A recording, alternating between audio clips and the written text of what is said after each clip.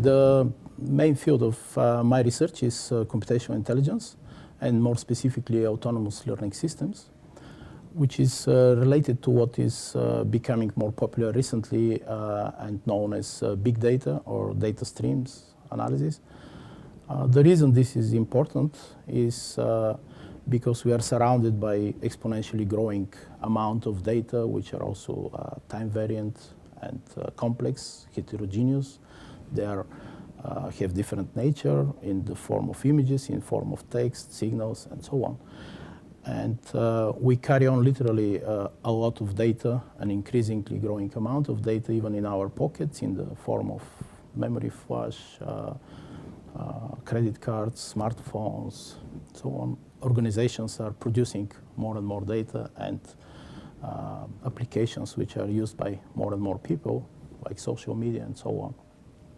Extracting useful information from such complex data and data streams in real time, on time, and making use of this data is very important for the society, for economy, and for governmental organizations. However, the scientific methods based on which this is still being done are mostly being developed during the previous decades or even centuries. They have not been changed so much, and there is a need for a new look and development of new approaches which can extract this useful information in a fashion that, in a manner that makes possible developing applications which can be used in so-called real-time, on-time for different areas of application. The applications of these new methods span across various areas. If we take, for example, climate research, I'm working still on a project which involves a number of universities and is also involving NASA from States. And the aim of this research is to process in real time huge amount of data which are related to climate research. This concerns transportation of air particles, which may be damaging for human health and are important, like ozone, bromides, acetone, and so on. Processing huge amount of data in real time is very important, and these new methods that we developed can be very useful for atmospheric research, climate-related research, and areas which are related to this. There are a number of other applications, for example, in so-called intelligent video analytics and computer vision. For example, a number of projects that I am involved are used both in the so-called unmanned aerial vehicles, which can be related to security, also surveillance. However, they can also be used for health applications. For example, people who suffer, patients who have dementia, can benefit from so-called application video diaries, where intelligent video analytics can be used, either mounted on a smartphone, on Google Glass, or some applications like this, smart glasses. You know that some of them are going out of production, but new are coming, like Sony, for example, and so on.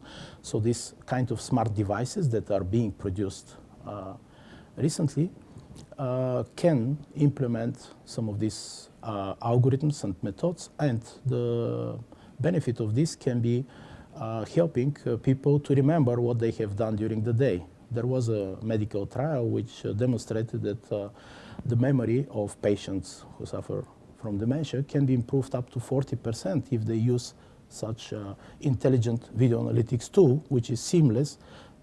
They don't spend efforts or time, they don't think about this. It just helps them remember what they have done. There are other applications in the so-called area of e-health or biomedical, which I also work on.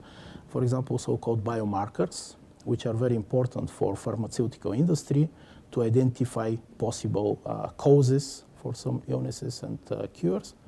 From data science point of view, this is actually a classification problem and feature extraction and analysis in real time. So the areas of applications are various, and they span from health, biomedical, security, surveillance, and industry, and so on. During the research stay within the framework of Cátedra de Excelencia, we are planning an intensive program of activities, and in fact we already started with some of them. They can be summarized as developments of fundamental research and methodologies, new methodologies for machine learning, autonomous learning systems applied to big data, for example, big data classifiers, as well as very interesting new applications, for example, using wearable devices as smart glasses and also wearable sensors, video analytics combined with new methods of machine learning. And this will result, we hope, and in fact we already started, in publications of high quality, targeting high quality conferences, high quality journals, applying also for joint proposals. In fact, we already did and submitted one, but we're working on another proposal for Horizon 2020. And also an interesting development is that we'll jointly try to initiate and be actually a pioneer of a new standard of the very topical area of big data, which I mentioned. It's interesting that during the last 2-3 years, big companies like IBM and others like Facebook and so on are developing a lot of new methods to tackle the problem of big data. For example, technologies like MapReduce, Hadoop, and Spark, and so on, Hive, are coming into use during the last 2, 3, 5 years. However, there is no yet unified standard, and even the industry is recognizing that there is a need for such standard.